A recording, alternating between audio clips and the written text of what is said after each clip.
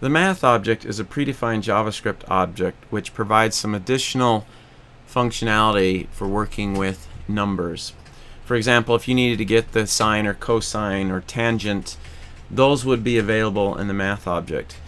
But the math object also has some other methods that you may use more frequently than those. Let's take a look at what they are.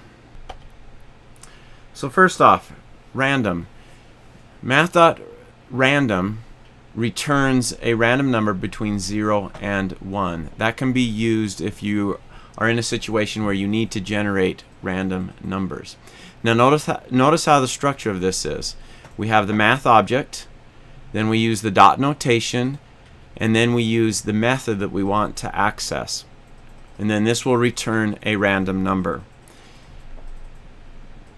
Next one is round. If you need to round a number, math.round, and then inside the parentheses you would place the number that you want to round. Math.floor is very similar.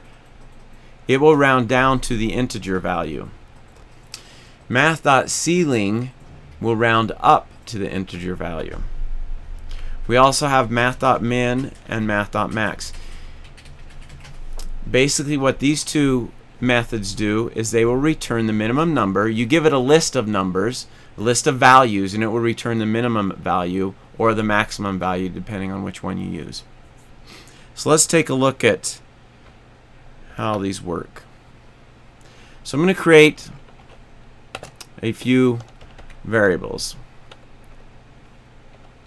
I'm going to use the comma so I can create multiple variables at once. I mentioned this in an earlier movie.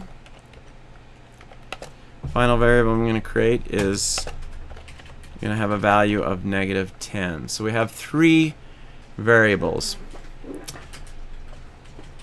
Now, first let's take a look at math.random. Math.random, we don't have to pass anything to it. It simply returns a random number between 0 and 1. We then use that number within our programming if we're trying to get something that's random. Some programming languages allow you to specify a range of what you want the random number from. In JavaScript, you would need to add the code to do that if you needed that type of functionality. Okay, let's look at math.round. Inside the parentheses, I'm going to put the num variable, and it's going to round, and since it's past 5.5 it rounds up to 6. So you can imagine math.ceiling is going to do the same type of thing, where math.floor is going to go down to 5. Alright, let's take a look at math.min. So like I said, we specify different values inside the parentheses, and it will return the one that is the lowest. So -10 is the lowest. Let's look at math.max. This time, in addition to the variables that I've created,